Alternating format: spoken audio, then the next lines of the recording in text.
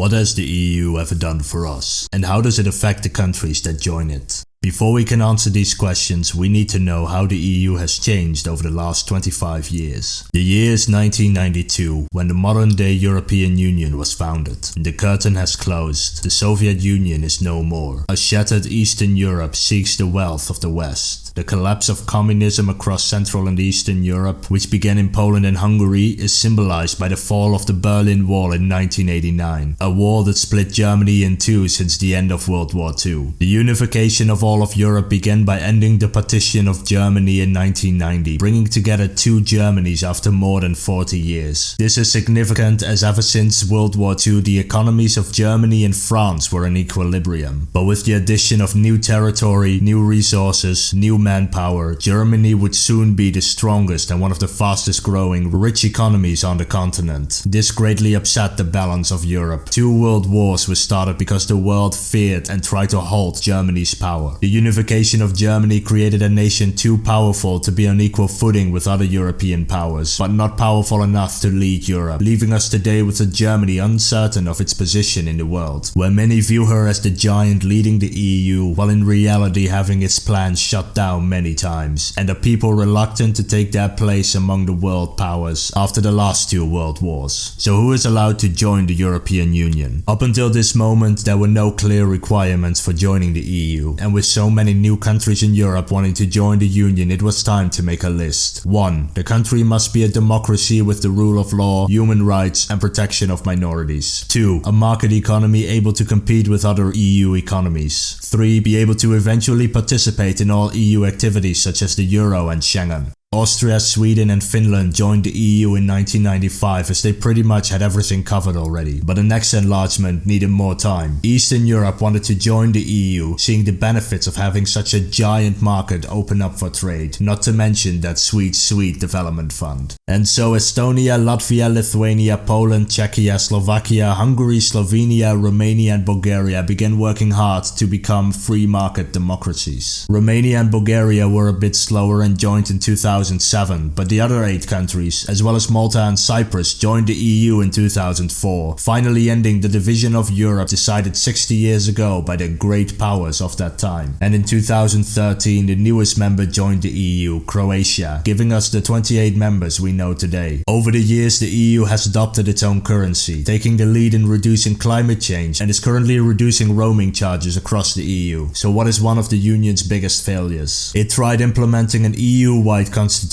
It was to replace the national constitutions, make the EU more efficient, and create a single agency dealing with the foreign affairs as well as trade deals, a seat on the United Nations, and negotiate treaties concerning important EU topics. But this was a change in the constitution and therefore required a referendum in 9 countries. Spain and Luxembourg voted in favor, but in France and the Netherlands the constitution was voted down. This meant an EU-wide constitution had become impossible and the other 5 countries cancelled their referendum.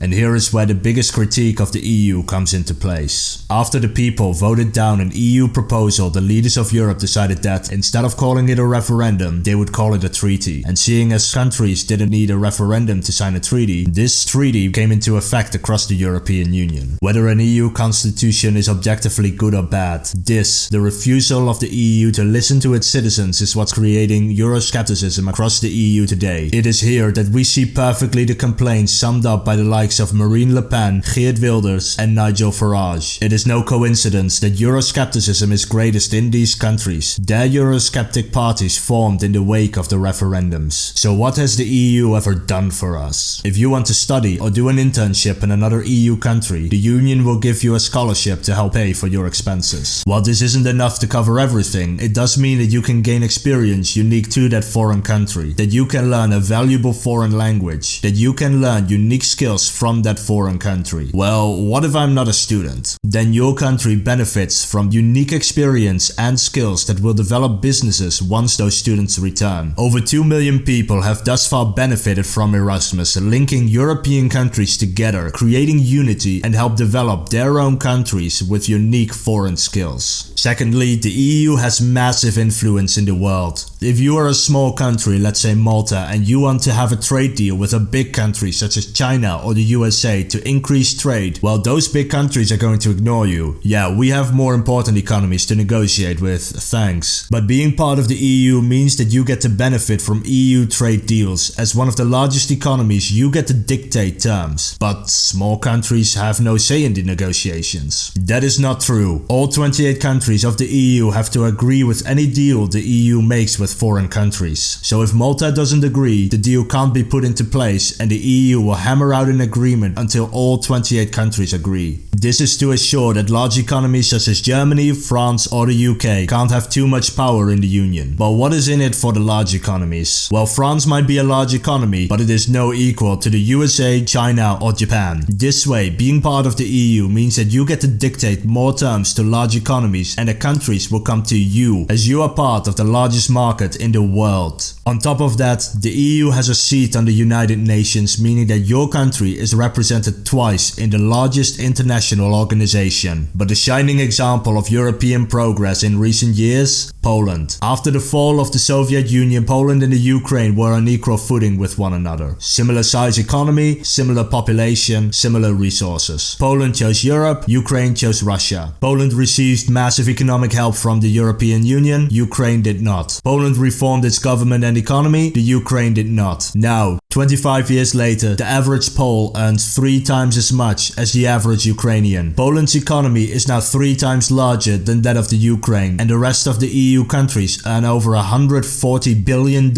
every year by trading with Poland. The EU currently earns 10 times as much in trade with Poland every single year as it invested in Poland in the past 25 years. Look, the European Union isn't perfect. I will show this in the last 2 episodes of this series. But think of all the EU has brought us. It has brought democracy and unity to a continent divided by communism and dictatorship, bringing together a war-torn continent to establish 70 years of peace. It has brought wealth to millions of people who only knew hardship. Europe is the harbinger of freedom, bringing peace, prosperity and democracy to millions of people. In 2 weeks, we will talk about how the EU works, and after that we're going to discuss the problems that have come with the EU, such as the Euro crisis, the rise of nationalism and the migration crisis. Stay tuned. And let me know what you think. Has the EU been a good influence or a bad influence on Europe? Let me know in the comments. If you liked this episode, don't forget to press the like button. And if you want to see more episodes like this, press the subscribe button. I will be making videos every 2 weeks. This video was made in collaboration with my country, Europe. If you want to show your support for Europe, head over to their page by clicking here and see what they are doing.